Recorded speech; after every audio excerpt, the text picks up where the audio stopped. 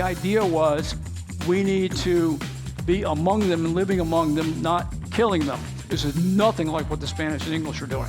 And what they would trade with them was beaver pelts.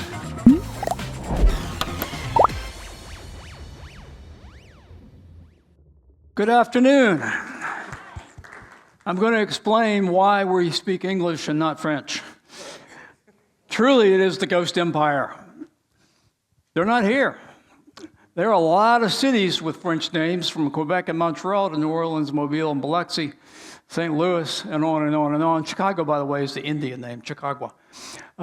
Hundreds of universities named after French Jesuits and Catholics and priests and in the Americas, but they're not here. They're gone. This is the Ghost Empire. Why are we here, and why do they speak Spanish in the southern part of this hemisphere and not French? Came down to priorities first and foremost. The Spanish came here for gold, and they were going to do whatever they had to get it. They were going to kill, murder, exploit, enslave,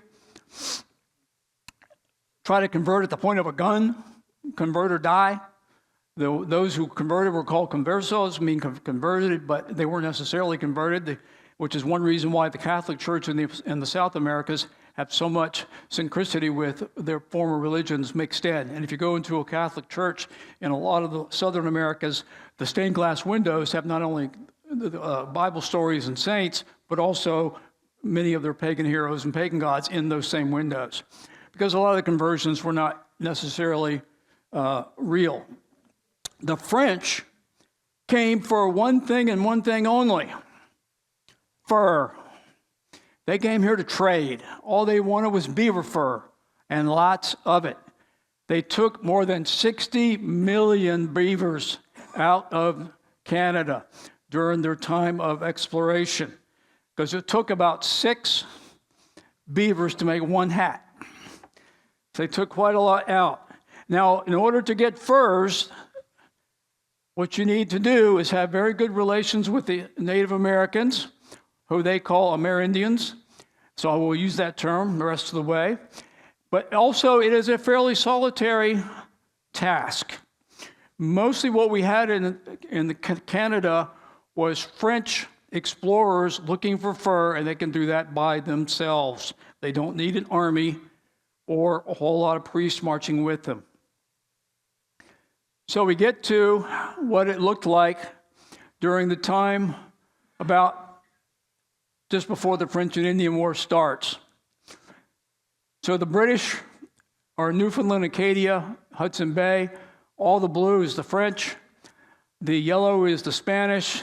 The gray is still Native American territory. It wasn't until the War of 1812 that the United States was able to control Alabama and Mississippi and Georgia and parts of Tennessee. Those wars were being fought concurrently during the War of 1812 with the British by Andrew Jackson. So even into the 1700s, this is what the map actually entails. You can see the French control all of the Great Lakes, most of Canada, only losing some during the various battles. Now, what about farther south? Well, they started down here.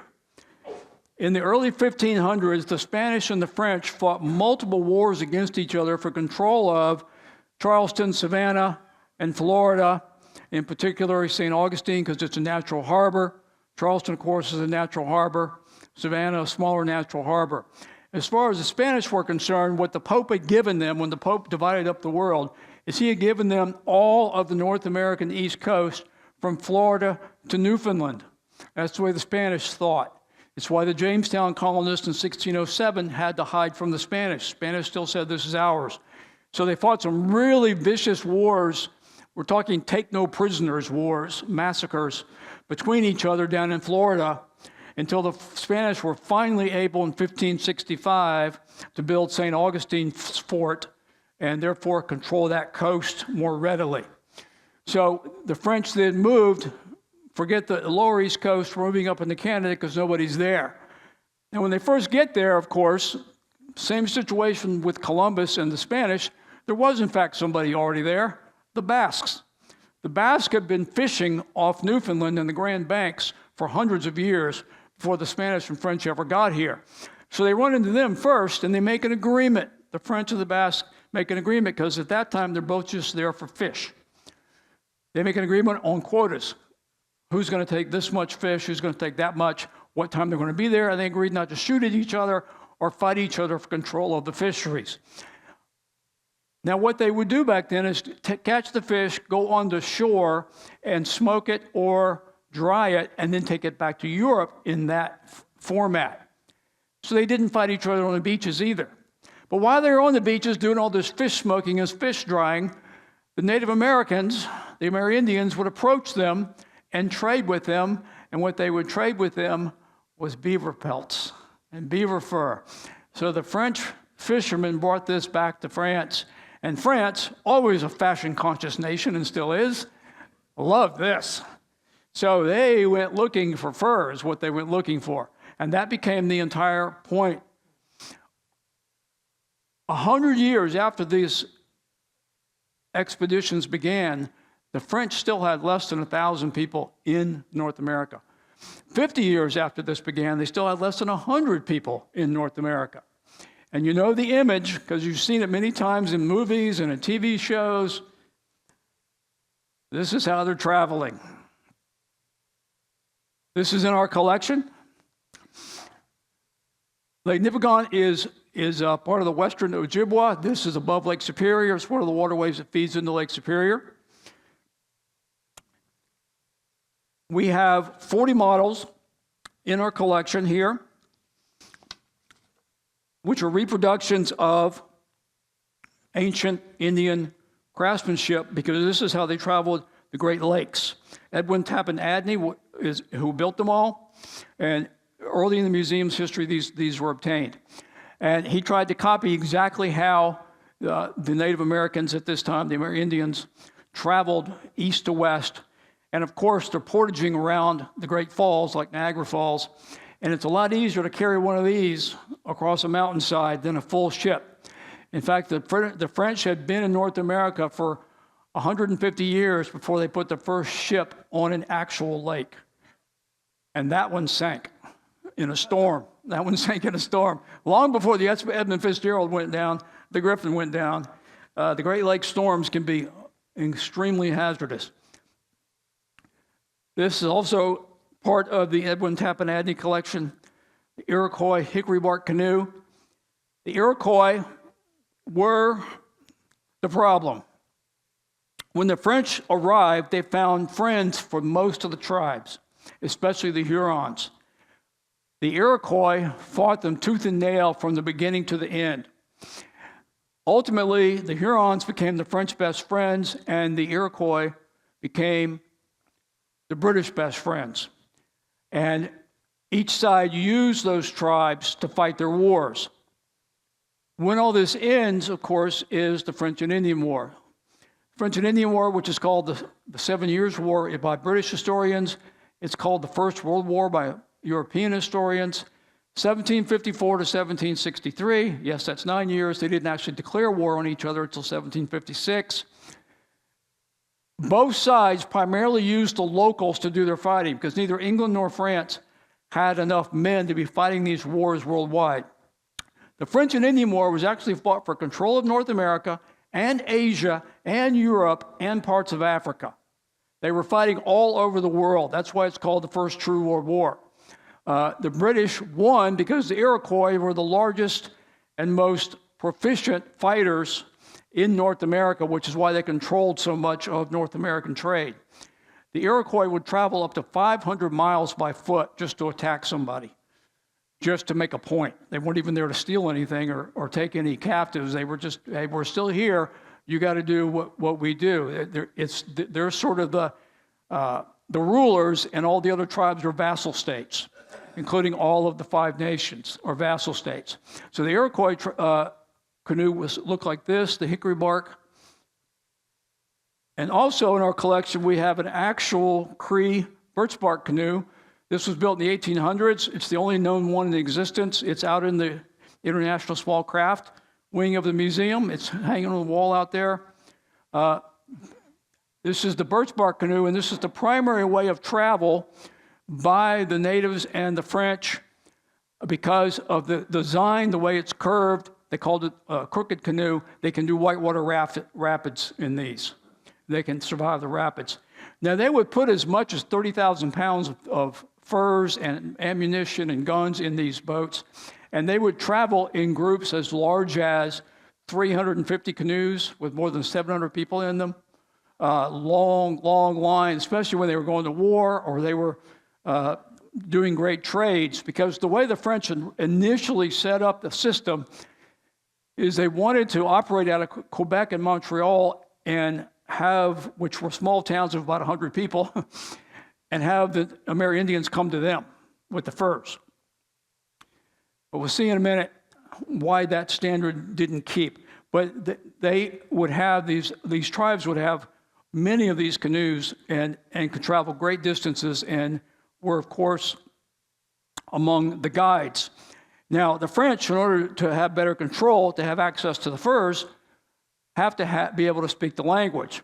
So what Samuel Champlain did was he sent boys to live among the natives and grow up in their villages and learn their language and then serve as interpreters and guides for the culture. So this was part of the idea, was we need to be among them and living among them, not killing them. And as part of this, while Louis XIII was the king, this is the time period of Samuel Champlain, he makes a proclamation under the advice of Cardinal Richelieu. Now, we all know Cardinal Richelieu because of the Three Musketeers stories. His character has appeared in 92 films. The best version, in my opinion, is the Charlton Heston Cardinal Richelieu in the Richard Lester film, The Three Musketeers and the Four Musketeers. But Cardinal Richelieu had an enormous amount of power, and he made a proclamation, and it was official. It was backed by the king, and this is completely different from what the Spanish and the English are doing. His proclamation is, the descendants of the French, who are accustomed to this country of New France, together with all the Indians who will be brought to the knowledge of the faith and will profess it, shall be deemed and renowned natural Frenchmen, and as such may come to live in France when they want, and acquire, donate, and succeed and accept donations and legacies, just as true French subjects, without being required to take letters of declaration of naturalization. 1627 is when he made this proclamation, and what this says is that any Native American who marries a Frenchman is now a French citizen. All of their children are French citizens. Anybody who converts to Catholicism among the Amerindians is a French citizen, and they can even move to France and buy and sell property and work in the professions. They are officially Frenchmen. This is nothing like what the Spanish and English are doing. So this is part of our story, and another reason why the French government doesn't need to send a lot of people over to trade. Now, part of this also is that Spain was somewhat bankrupt. That's why they wanted gold. England had too high of a population. They needed to move some people out, and they were running out of timber because they cut all their timber down. The French were not overpopulated. Their primary trade concern was continental Europe, which they bordered, unlike England, and their primary concern was controlling the fur trade, which they could do on a small basis. By the time the French and Indian War breaks out, the British outnumber the French in North America 20-1. So the French really had no chance to win that war, because they're mostly doing this on an individual basis. Now these hats, the beaver hats are the primary thing that they're buying and selling. They were able to control the entire fur market for Europe. And they used the beaver fur to make military hats, naval hats, clerical hats, the ones you would wear to the opera or to the symphony. I like the Paris bow hat, you're just a rich guy walking around, this is what you wear. The Wellington, loved the name of that one. And this became their focus more so than fur coats or fur clothing, the fur hats. And it takes about a minimum of 6, as many as 12 beavers to make these hats, because they're only using the inner soft fur that's underneath the heavier outlying fur from the beavers. You can get modern reproductions of them still, and you can actually still buy actual beaver hats. I actually had a friend who had a license to trap beavers. Went with him on a couple of trips. That was pretty fascinating. Because our government, because beaver dams clog up waterways, our government has a quota on beavers. There's only so many beavers that can live in each area. And so this friend of mine is one of the people who traps them. So you can actually still get real beaver hats. Now, originally, they were just trading straight up with the Amerindians. But then, if you're doing that, the natives are getting a cut, right? So the French decide what we need to do is just go get it on our own. But it wasn't the French government that decided this. It wasn't the church that decided this. It was the individual Frenchmen living in New France. He said, I'm cutting everybody out. And here's how it worked. The French had no intention of colonizing the New World. They had no intention of building big cities and coming over here en masse. They didn't even try to establish farms and things of that nature, partly because it was so cold and all the snow, and they didn't need to. And when they did allow farming to occur, you were only allowed to have 400 feet of property along the river. So that was your maximum amount that you were allowed, was 400 feet. And then it went back from there. And the only thing they could really raise was livestock. Just the growing season up there was so short. And they were primarily raising livestock just to feed people. So the few farmers that existed were not making a whole lot of money. It was not a good profession. So the French would put out a contract and say, I am leasing the fur trade to you, and the voyageurs, they were called voyageurs, which just means traveler. Voyageurs National Park in Minnesota is named after them. The voyageurs would go out while working with these leases, but they were using the leases from French businessmen that was allowed by the government, not by the government itself. So King Louis XIV is so busy building Versailles and trying to control the continent, especially the economy of the continent, he's really not involved. And the Jesuits are just about to figure out that they need to be over there.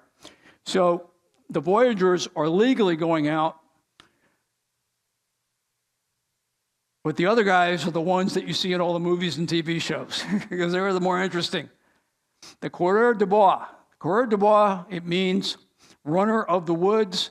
In French, it's actually translated as wood rangers. The wood rangers were going out on their own. They didn't work for anybody. They didn't take orders from anybody. They did as they pleased. These are the guys who will go out by themselves in these native canoes, live among the natives, marry the natives, live in their villages, be gone for 2-3 years, amass hundreds of pounds of furs, and come back and sell them and keep all the profits. They were technically operating illegally, but it was allowed. But they're the scoundrels. They're the guys who just sometimes disappear for years at a time. Sometimes they never come back because they prefer living with the natives. And this system, the wood rangers, lasted for close to 100 years. And many of them would make enough money, they'd even go back to France and buy a big house. Some of them, however, love living among the natives and just living that lifestyle. And sort of like the movie Dances with Wolves, when Kevin Costner's character prefers to live with the Sioux, same type of deal. They're enjoying the freedom of living in the Native American villages, and they're enjoying the status of helping to lead them, because just like in Dances with Wolves, they would often lead the battles and things of that nature.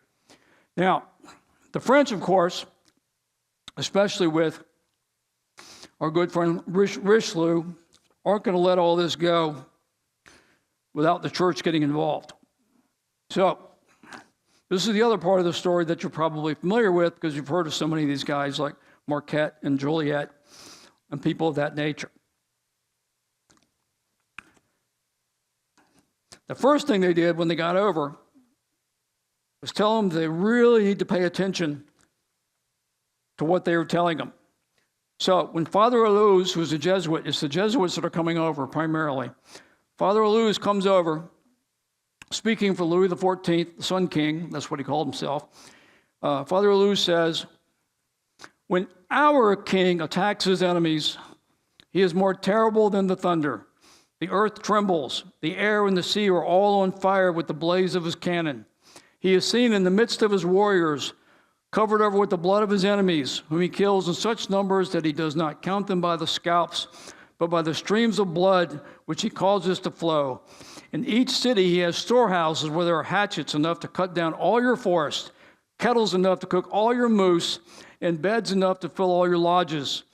His house is higher than the tallest of your trees and holds more families than the largest of your towns. Men come from every quarter of the earth to listen to and admire him. All that is done in the world is decided by him alone. Now, he says this on the beach when he first lands to a bunch of Native Americans who don't understand a word he's saying. but he made this proclamation, and the idea of the proclamation was, y'all really need to listen to what we're telling you without any conflict, because if you don't, we can send an army and a navy over here. You don't want that. That's really what he's saying. But the Jesuits insisted on trying to evangelize each tribe on a one-person basis. They would go into the villages, they would live among the villagers, they would become members of their families, and they would try to evangelize in that method. And they'd live in these villages for years, and 8 of them were martyred, and they're all now saints in the Catholic Church, because sometimes it wouldn't work out very well, especially if they were anywhere near the Iroquois. Now, one of the tragic parts of the story is the Hurons did become Christians in mass, and the Iroquois slaughtered them for it. So the Hurons almost got wiped off the face of the earth. There are a couple of very, very small Huron reservations just outside of Quebec, but there's only probably no more than 12,000 of them still around.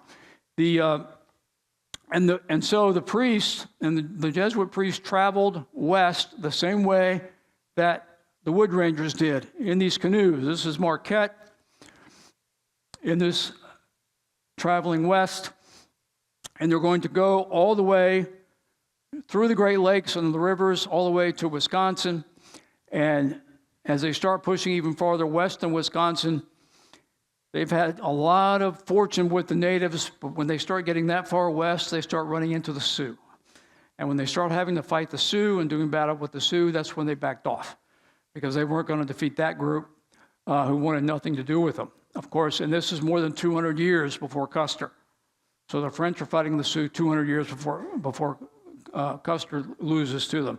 They're not, and the big difference that they ran into is, you probably know what the big difference is. What are they running into? The natives, this is how the natives are traveling the Great Lakes region. You get that far west with the Sioux, they have horses. They have horses, and now everything changes. So that's why they backed off. So this is Marquette on the left and Joliet on the right, going as far west as Wisconsin. And Marquette becomes the first with Joliet to travel down the Mississippi River. He goes all the way down to what's now Arkansas River, the mouth of the Arkansas River, down in what's now Arkansas. And when they meet with the Arkansas Indians, the Arkansas tell them, I wouldn't go any farther than here first. And they showed them artifacts they have from the Spanish. First, we've already met with you guys. The Spanish have already been here. They were here 100 years before you were. Hernando de Soto came through here. We know the Spanish. You don't want to go any farther down because the Spanish are farther south. Secondly, there are monsters down there that you've never seen before, alligators.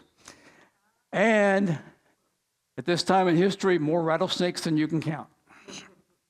So the French did lose some of their people to alligator attacks and rattlesnake bites.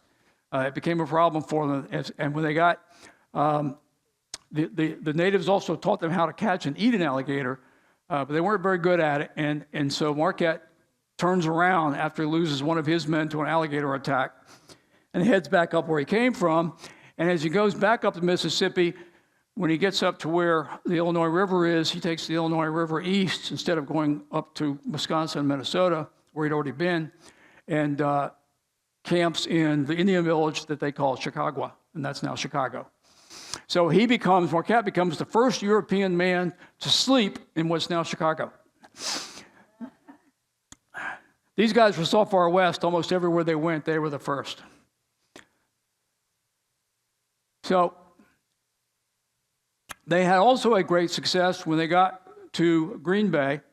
Green Bay was already occupied by the Winnebagos, who we named an RV business out after. And the Winnebagos were friendly, and so when they got to Green Bay, they had a warm water portage. Green Bay had been occupied by the Amerindians for 1,000 years. They were friendly. Their primary enemy was the Sioux that was just to the west of them. And so Green Bay became, just like it is now, a river, Fox River port and Lake Michigan port for shipping. And it became part of the base of operations for not only the Wood Rangers, but also for the Jesuits. Now, about 68 Jesuits came over, and most of them spent the rest of their life in North America, never went back.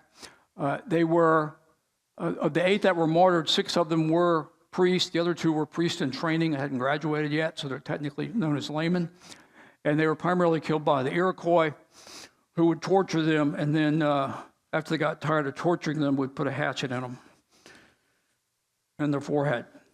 They had fairly rudimentary weapons for the most part. Now, what they're discovering, which is very different from France, is the sheer amount of food, which is why all these tribes did not have to be farmers. The bison herds went as far east as Indiana back then. They would cross the Mississippi when the Mississippi was low in the winter. There were deer everywhere. The fish in the Great Lakes, because the Amerindians had very little capability of catching large numbers of fish. The French would catch fish in the Great Lakes that were 12, 15 feet long, these sturgeons and various other types of fish. And so food was plentiful. They didn't need to grow crops. They didn't need to grow corn. And they also ate a lot of wild rice. Wild rice grew plentifully up there in that part of the world back then. And that was their primary food during the winter. And they also, because when the rivers froze over, because they were just carrying these light canoes, they could just walk over the rivers carrying their canoes and go wherever they needed to go. And they didn't have permanent dwellings. They lived in shacks that were made out of bark, primarily birch bark. The natives in this part of the world didn't have big villages like they had farther south. They certainly didn't have anything like the adobe villages in the west. And in Mexico, they really had no permanent residents and somehow managed to stay warm and get through the winter. The other thing the French noticed, and this is one reason why there was so much intermarriage between them, was the Amerindians were the healthiest people they'd ever seen in their life. Because they hunted all the time and moved all the time and had no permanent dwellings and ate pretty well. They had long lifespans. They were muscular and in shape, and they were fairly friendly. They didn't have a lot of the cultural big differences like the Southwest tribes had with the Europeans. They didn't have any really bizarre religions or bizarre religious practices. They weren't human sacrifice people. They weren't cannibals. They weren't anything like that. It was really easy for the French to just mix right in with them and just live among them because they really didn't have that much differences in them. And the whole issue then became as they would debate Catholicism versus their religion, and they would spend a lot of time just sitting around talking these things out when they weren't hunting and fishing.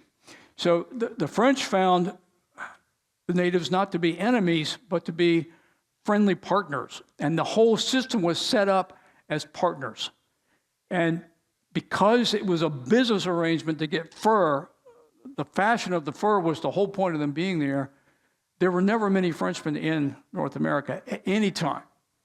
Now, as time goes on, they start, of course, going into the Caribbean, and things get pretty nasty in the Caribbean. There were some very vicious wars down there between the navies of Spain and France and England, including during the American Revolution. And the big difference also, they didn't make slaves of any of these people. Their philosophy was, We want them to be business partners, not our slaves. And slaves work in the mines and slaves work in the fields. We need them hunting with us. We need them in these birch bark canoes traveling thousands of miles with us side by side as partners. So that became the philosophy.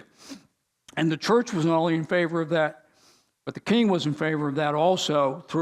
We're talking mid-1500s until mid-1700s. We're talking more than 200 years in which numerous kings and numerous cardinals were in agreement of how they were going to operate. So at no time did they ever try to actually colonize North America.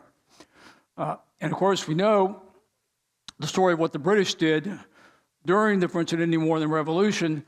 The Frenchmen that were in eastern Canada and in Acadia, they captured, put them in chains, took them down to Louisiana, let them go. They ran off into the swamps, and those are the Cajuns that we have today.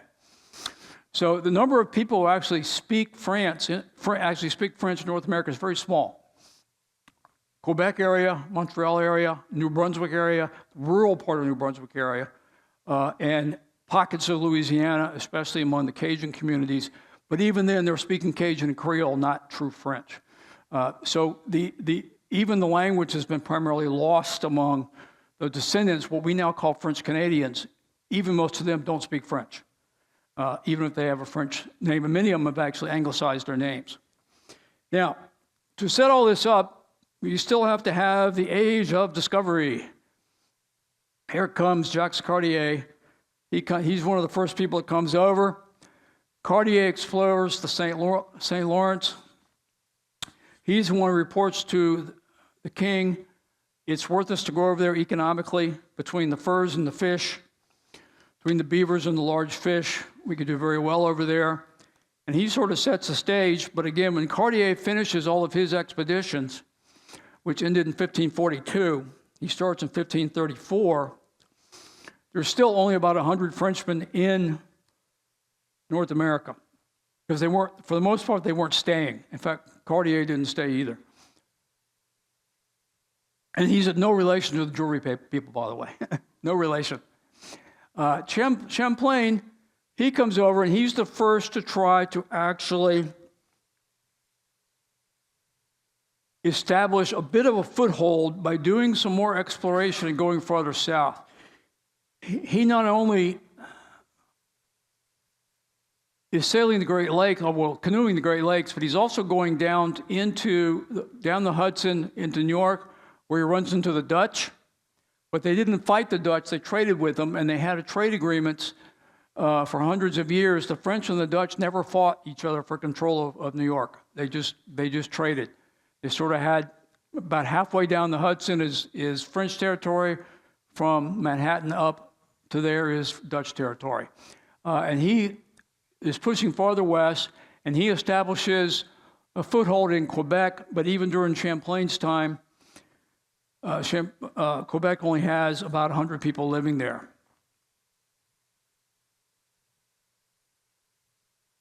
Now, this is one of the people I mentioned. Champlain was the one who came up with the idea, let's bring boys over from France, let the boys live with the Amerindians and become them. And Etienne Brulé, who was mentioned here with Champlain, is one of those first people. So Brulé comes over as a child, lives with the Hurons, and then becomes Champlain's guide and interpreter as they push farther and farther west. Brulé ends up spending the rest of his life in the New World. Champlain does it. But some of these young, I'm calling them boys, at about the age 10 to 12 is when they're doing it. Some of them became quite famous in their culture for even being willing to do this and for the success they had. Now, what these people look like, I mentioned they were strong, physically able. They were much taller and much more muscular than the tribes that were farther south, especially the southwestern tribes, which were very small. The Apaches, Comanches, the Hopis, all that group are very small people. And they tend to be very tall and thin and muscular, and they're also taller than that middle group with the Choctaws and Chickasaws and the Illinois and the Arkansas and those people. They're much taller than them. Anytime they did, in fact, want to fight a war, they always won. whether they went south or whether they went west, until, of course, the natives themselves ran into the problems of the Sioux. And go again, because they're on horseback. So these are depictions. These depictions are in our collection at the museum. We have actually quite a few Native American depictions in various archives here that I've used over the years. So, Mr. Nicollet. So Nicollet is sent to try to find, do any of these rivers go all the way to the Pacific? Because they start thinking, by this time the French have actually circumnavigated the world. The fact they circumnavigated 50 years before all this happens. So they knew enough about the Pacific, they wanted to know how easy it was to get over. So Nicollet is the first to try to get that far west. So he arrives in Green Bay, and and because they had been in the Pacific, he was able to obtain in France a brightly colored coat, from Japan, that had flowers and birds and was red and purple and all these things. So he wears that and takes guns, and he comes off the boat and onto the beach in this outfit, firing his guns, trying to convince the Winnebagos that he in fact had been to Asia, and maybe he was Asian, and did they know how to get there? Because I'm lost and I need to get home. How do I get there? It didn't work. The Winnebagos said, you can't go farther west than this. You really can't. He did go as far as Minnesota, but this statue is actually in Green Bay. It's in a park there.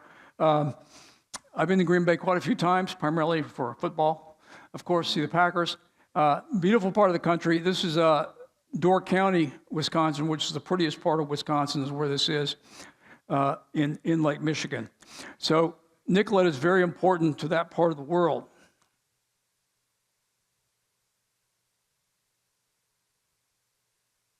Now we get to Moussaniev. This is where things start getting a little bit nastier. He decides that we need to solve this Iroquois problem once and for all. So it's now the 1740s, and he starts a war against the Iroquois from Montreal, and with his Huron allies and some Frenchmen. So he takes 30 Frenchmen to attack about 600 Iroquois. It was a disaster until he told his men to retreat. He said, retreat back to Montreal, back into the fort, and I'll fight them off by myself. His men retreat, and the Moussaniev gets lucky, and he doesn't realize it, but at point-blank range, as is depicted in this, he shoots their chief and kills him. So now their chief is dead. The Iroquois are finally willing to make peace with the French, for they had been a problem for the French for almost 200 years at this point. So once the Iroquois are willing to make peace, that solves a lot. Now they can really start moving out farther west, farther north, farther south, and they also can start heading down the Mississippi safely, because the Iroquois, although they were based in what's now western New York, would travel all the way down to what's now Arkansas to attack enemy tribes. They would travel that far by foot. So he solves the Iroquois problem. He did not even know he was shooting the chief at the time. So along comes Cadillac. We're very familiar with him because of the car. Cadillac becomes appointed the governor by the king. This is the first time the French are actually going to try to have a governmental presence in New France, where somebody's actually in charge representing the king. The problem with Cadillac is he was a bit of a jerk. The Jesuits had enough power to do something about him, so the Jesuits imprisoned him twice. The two prison terms combined were more than 15 years. They could do that because they're still kind of running the show. And one reason they imprisoned him, they said, for immorality. What was his immorality? He was making extra money on the side by selling French brandy to the natives. And the Jesuits didn't want them drinking. The Jesuits said, hey, we live with these people. You don't want them drinking. And so Cadillac gets imprisoned, but he is also told by the government, try to find a way west, is just not just going on the Great Lakes, but also by rivers. So you can see that with the red line. But he establishes Fort Pontchartrain, which is now called Detroit. He establishes Fort Niagara, which controls Lake Erie, Lake Huron, and Niagara River. And he establishes Fort Frontenac, which is in now Kingston, Ontario. He enlarges Montreal, enlarges Quebec. And so he's with Detroit, he's establishing a more southern presence. And he also establishes Fort Michilimackinac. Now, Michilimackinac is the location that controls Lake Huron, Lake Michigan, and the entrance to Lake Superior. And long before the French arrived, that location was where the natives did all their trading.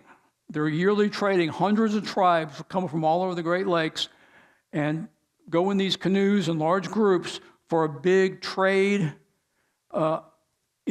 event every summer.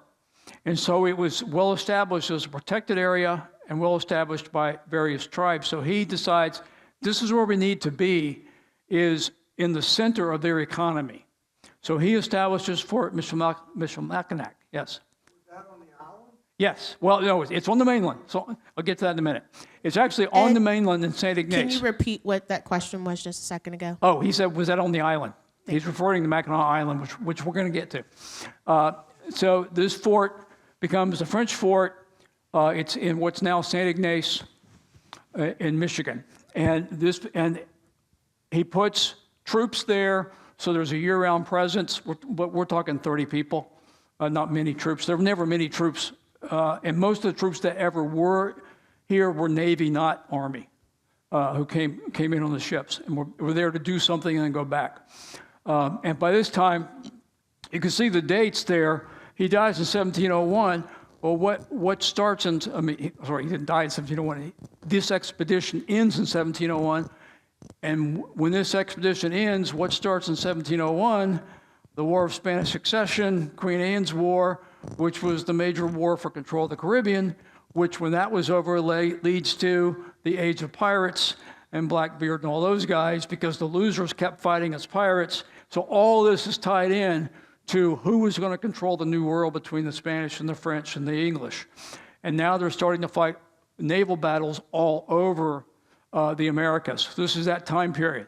But still, there's still only, at this point, only about 3,000 Frenchmen in Canada. And Canada, by the way, was given the name, the Amerindians called it Canada already. It means safe place. It means safe place. They spell it K-A-N-A-T-A. That's where the name comes from. So the French said, again, this is their mindset, well, if that's what you call it, that's what we're calling it.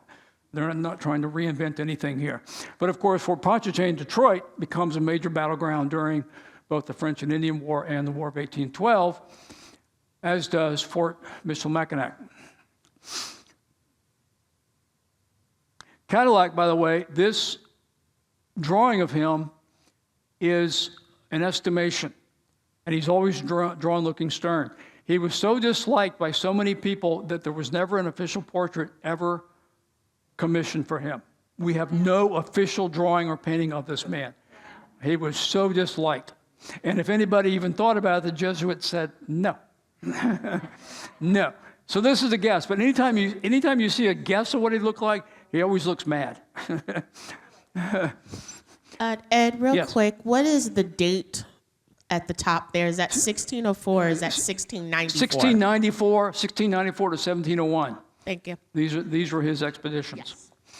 And again, they're traveling thousands of miles by canoe. So these trips are always long when they were making these trips. And they couldn't worry about the weather. To get where they were going, they had to do it in the winter. It wasn't just, we'll leave in June and come back in August. It didn't work that way. So LaSalle. Now we get to LaSalle, the guy that everybody is the most familiar with. Elementary school children here in Newport News learn about LaSalle. Not quite sure why, but they do.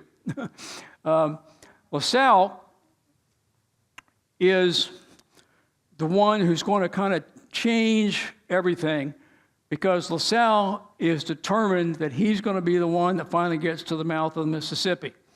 Now, the government of France and the king said no, no interest.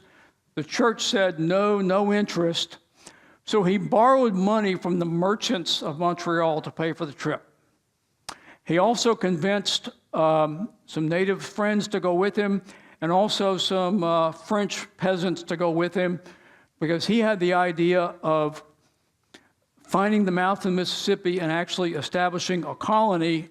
Although he did not tell anybody he was going to do that, he was kind of doing it on his own.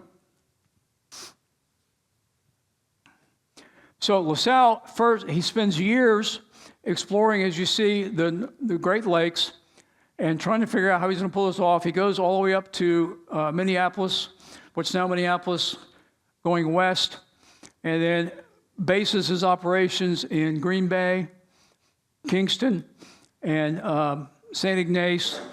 Spends a lot of time on Lake Michigan. He takes the Cascade River, which flows into the Illinois River, which then flows to the Mississippi River, and he heads south. All along the way, he's fighting the Iroquois on one of his flanks. He's also having to fight, as he gets farther down, as he gets below what's Memphis, he starts running in here into the Choctaws and the Chickasaws, which were the tribes that fought Hernando de Soto 150 years before this, and they don't want him there. So he's having to fight all the way down too. So he's actually having to fight battles. He gets all the way to the mouth of the Mississippi, finds the Gulf of Mexico, and he's credited as the first man to travel the entire Mississippi. Even though he actually started in Lake Michigan, he did not start where the headwaters of the Mississippi are, which are right up here. So he pulls this off, goes back along the same route, but then when he gets to the Illinois River, instead of going back on the Kiskeag to South Bend, he goes to Chicago and sets up a fort there in Chicago. He goes back to France, tells the king what he's done, and the king basically says, I don't care. So he borrows some more money, and actually this time he says, I'm coming from France straight to the mouth of the Mississippi, across the Atlantic, underneath Florida, along the Gulf, and they have no idea where they're going, and they guess wrong, and they end up in what's now Galveston, Texas, Matagorda Bay. So they're about 400 miles too far west. He, however, thinks that he barely missed it. So he leaves a group of people there who are massacred by the local natives as soon as he leaves, and he and a group of men go looking for the Mississippi River. They get nowhere close. His own men kill him out of frustration, and after they kill him, they just leave his body on the ground for the wolves. And so there is no actual burial spot, no actual location that we know about where LaSalle was killed. And one reason they're so tired of him is because he kept getting them into battles. The other problem is he suffered very severely from depression. He probably would nowadays be diagnosed as manic depressive. So about every month, he would be just unable to do anything other than lay in bed for about 3 days. And because of the way culture worked during that time, there was really no second in command. When he's in bed, dysfunctional, nothing's happening. Nothing. Nobody's building anything, nobody's looking for anything, nobody's fighting anybody. And this was a problem that he suffered from his whole life, but it's one of the things that got him killed is because his men had just had it with him. And he had sent a scouting group ahead. He came along behind the scouting group, and the scouting group ambushed him and killed him. So with LaSalle dead, that of course slows down everything of what's happening in the Gulf.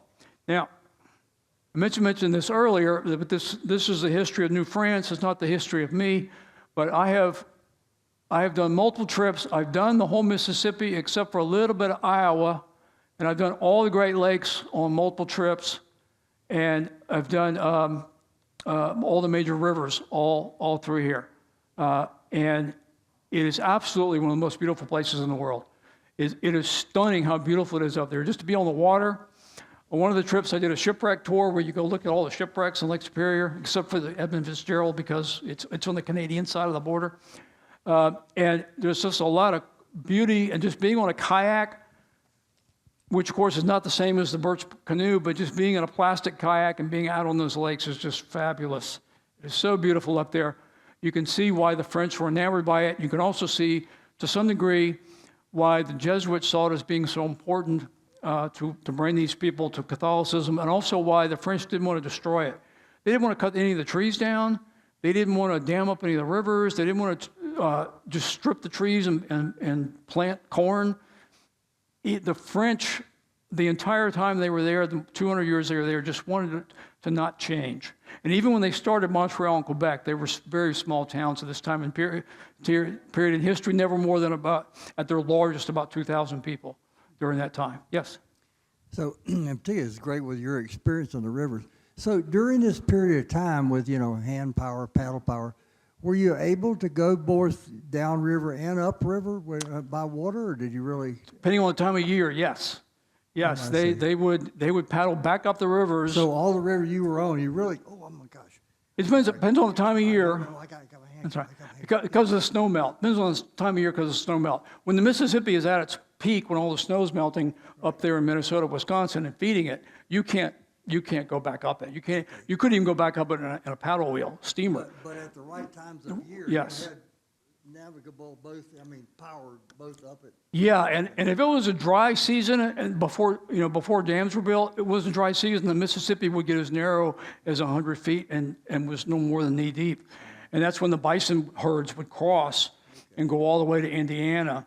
And that's one of the things that was really important for the Amerindians, because when the bison herds are coming to them, they're going to eat well. And elk herds were still very common at this time period too. We had elk herds as far east as here in Virginia, back then. And so there were, so LaSalle he changes everything in that now he knows, now the French at least know more what the parameters are, and they start realizing we need to be more aggressive. Now, getting to your other question also, later on in history, as we move into the 1800s, what the tradesmen would do is they would float down the Mississippi. When they got to New Orleans, they would deliver their goods. They would take the boat apart and carry it back up the river. They'd walk back home. Yeah, that was still common until the steamboats came along. But even during the snowmelt time, the steamboats couldn't get up either. The currents were too strong. Now, of course, it's dammed all the way up and down, and it's pretty much the same most of the time. So, the French government gets involved. Oh, let me go back for just a second. When LaSalle landed in Texas, he thought he was in Louisiana, but when he landed in Texas, he got out of his boat, put down a cross, shot volleys of muskets, sang a few hymns, and then to the local Amerindians who arrived at the beach when he got there, he declares, this country, Louisiana, he named it right away after Louis the 14th, this territory, Louisiana, all of the seas, harbors, ports, bays, adjacent straits, and all the nations, peoples, provinces, cities, towns, villages, mines, minerals, fisheries, streams, and rivers within the extent of the said Louisiana, and also to the mouth of the River of Palms, that's the Rio Grande, now belongs to France. That's about 1,000 miles and about 1,000 different Native American tribes, and the Spanish are only about 100 miles west of him, where he landed in Galveston. And part of why he brought some of the people he brought with him is he said, we're going to establish a colony, and we have enough people, we're going to attack the Spanish, and we're going to try to take Mexico and the Southwest for France, which he had no earthly idea how many Spanish people were there. So now the government gets involved, and they send Bienville, who was a naval officer, to actually establish Louisiana. When he gets down there, the first establishment is Ocean Springs, Mississippi, then Biloxi, Mississippi, which was the first capital of Louisiana, then Mobile, Alabama, which is where the first Mardi Gras was ever held and is still held. Mobile's Mardi Gras is not as famous as New Orleans because Mobile's a shipbuilding community like we are, and they don't have as good a PR. So their Mardi Gras actually exists before New Orleans and has the parades and everything. So you had 3 capitals before New Orleans. And when they first went over to New Orleans, Bienville decided we need to actually put the capital on the actual river, the capital Louisiana on the river. So he picks a spot, they start building a fort, and there's a flood, and they get flooded out. They build it again, there was a flood, they get flooded out. He says, okay, this isn't working very well. He moves the capital back to Mobile, and then back to Biloxi, and then back to Mobile, and finally the king says, you got to stay in New Orleans, you got to start over. So then New Orleans finally, in the 1720s, becomes an actual village, and it becomes the capital of Louisiana until the American Civil War. It was during the Civil War that it got moved from New Orleans to Baton Rouge, where it remains to this day. So this statue is in New Orleans of Bienville. Notice on the statue with him, you also have a Jesuit priest right here, and you also have a Native American as part of this statue. This is not in Jackson Square. This is actually in the French Quarter. Jackson Square, of course, is where Andrew Jackson is. And then his brother is also involved. D'Iberville is his brother. And the other big difference with these two guys is they were actually born in Montreal. They never lived in France. By this time, the French have been there long enough that they've got people born in the New World who are now becoming explorers and naval officers and things of this nature. And D'Iberville is, I only have his northern routes here, but D'Iberville becomes the original governor of Louisiana before Bienville. And why did Bienville, his brother, replace him? Because D'Iberville, as a naval officer, the French Navy needed him to fight in the War of Spanish Succession, Queen Anne's War. He was in Cuba, actually drawing up plans for an attack on the Spanish when he died of yellow fever, and he was only 37 years old. So when he passes away, his brother then takes over, and Bienville then is running Louisiana, which is why we have a statue of Bienville in New Orleans and not a statue of D'Iberville. D'Iberville was buried in Havana, where he still is.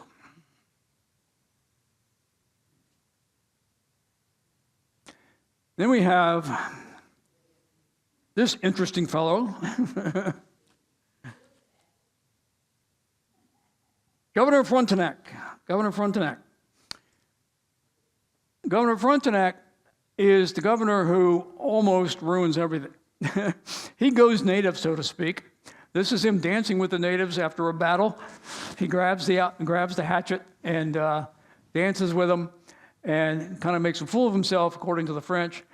But he is the one who makes the mistake of thinking he let power go to his head. He was appointed as the governor of Canada by the French government, and he decides that his primary responsibility is to attack the British in New England. So he sends native armies. He doesn't have enough Frenchmen to do it. He sends native armies to start attacking the small farming villages in what's now Maine and Massachusetts and Vermont and New Hampshire, and making a mess of things there, which required another peace treaty with the Iroquois, because the Iroquois were helping the French, so he's primarily, the English, so he's primarily fighting with the Hurons. And he gets fired and recalled before he turns everything into a world war. The two times, he served governor twice, 1672 to 1682 and 1689 to 1692. But he is still famous in their culture because when the British got tired of being picked on, they sent an army up to Canada and they attacked Quebec. And he successfully defended Quebec with his Huron friends from the British.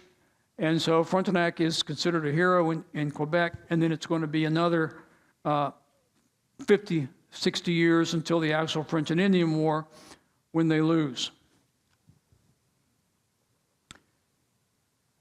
Now, what does this place look like now? So Fort Michilimackinac, as I mentioned, had a problem in that it wasn't high enough. It was lake level there in St. Ignace. So the French decided that this wasn't going to work, so they moved across the strait to Mackinac Island, and they built the fort, which is the oldest building in Michigan.